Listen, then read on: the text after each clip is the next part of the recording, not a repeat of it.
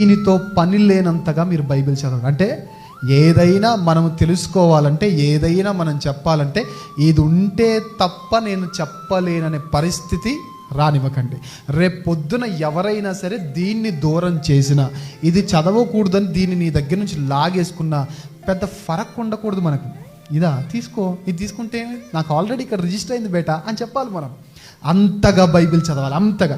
దీనితో అవసరం లేనంతగా, అంటే పుస్తకముతో అవసరం లేనంతగా బైబిల్ని చదవండి. బాగా బైబిల్ చదవండి, అహర్నిశలు బైబిల్ చదవండి, రాత్రింబగళ్ళు బైబిల్ చదవండి. ఉన్నవన్నీ గుర్తుపెట్టుకోండి. రేపు పొద్దున ఈ పుస్తకాన్ని మనకు దూరము చేసినా కానీ భయపడే అవసరం లేనంతగా మీరు బైబిల్ చదవండి. ఈ పుస్తకము దూరం అవ్వాలని ఆజ్ఞ వచ్చినా కానీ ఏమాత్రము చెక్కు చెదరని వారుగా ఉండే అంతగా మీరు బైబిల్ చదవండి. అలా చదవాలి అంటే ఖచ్చితంగా ప్రార్థన ఆత్మతోనే సాధ్యం.